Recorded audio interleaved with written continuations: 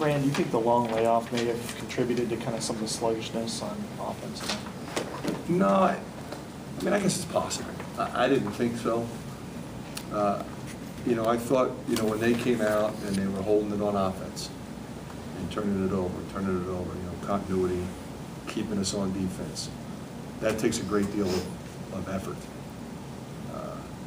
And, you know, we held them to what, 26 in the first half. Did an unbelievable job. What that does is it drains your energy a little bit when you try to grind. And the other thing that was a little disappointing was we got 10 offensive rebounds in the first half. So we got some stops, we got some rebounds, and put it back in, and that's why the score was as close as it was, I thought. But, you know, we're able to rotate guys and you know, do a lot of good stuff there. Fran, you're 9-0 at home now. I mean, obviously that's, you know, you've talked about defending the home court. How you've done it once in the Big Ten. Just talk about the importance of that. Well, you know, you watch the Big Ten today. I mean, it's just brutal. I mean, we know that. It's so hard to go on the road and win. You have an atmosphere like we had tonight. The Hawk fans were spectacular, and we appreciate it. And you know, obviously didn't play a perfect game, but played well enough to win. And you know, you just put it behind you, and okay, we got 17 more. You're the Big Ten's leader in rebounding. Nebraska was last coming in. They out-rebounded you in the first half. Was that more about effort, or was it about position? Well, no, it was more off. You know, they had a sprint out, and they had a small, quick lineup before their drive. So now you got to come over and help. And now what we didn't do then was block out on the weak side. But the problem there is, you know, oftentimes your 5-man's coming over, so now your point guard is trying to block out their center. You know, Bickford's the guy on 8. You know, a lot of it was off, you know, drives.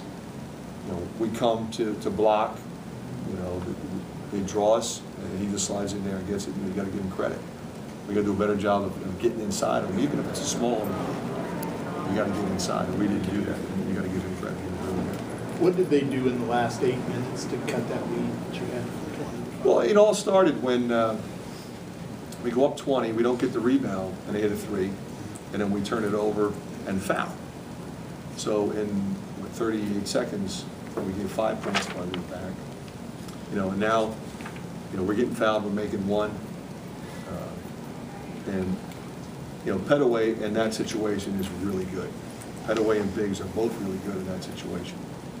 And, you know, especially when Pettaway's knocking in 3s, because he's a handful off the dribble, because he's a spin guy, he's a finger roll guy, and he gets fouled, he's crafty. But if you give him a little bit of space, expect him to drive, then he can shoot it in your face and make a 3, which is what he did. So I would like to have done a little better job on Biggs, because you kind of know what he's going to do. Pettaway's, you know, sort of multi-dimensional. Biggs, you know, just, you know, he's like a fastball pitcher. He's coming right at you. He's coming at you, and he's not shooting a jumper. He's not playing side to side. So in that case, those guys are really hard to guard, especially when they're powerful and quick like he is. So you've got to get help.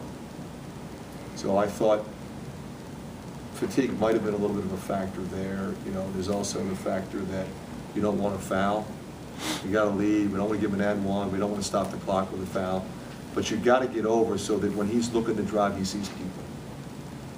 And he saw space. You know, and that's something we got to address. For most of the night, the one constant you did have was defense. I mean, we held them to 29%. I mean, that's why we won.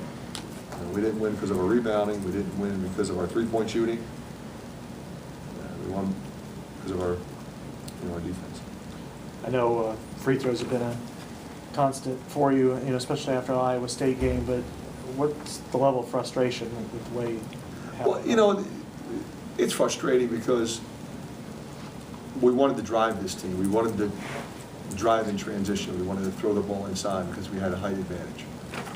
So we get to the free throw line 39 times. And so they did everything we asked them to do. You know, from following the game plan perspective, they were phenomenal. You know, we make free throws. It's an easier victory, obviously. You know, and we were in the double bonus. I think it might have been by the 10-minute mark. You know, so obviously, you know, you're going to win the game because you're going to make at least 1, regardless of how well Pettaway's playing. you know, you feel we just needed 1 or 2 stops, of which we got. You know, so it's disappointing that we missed what, 17? But at the same time, it's encouraging that we got there 39 times.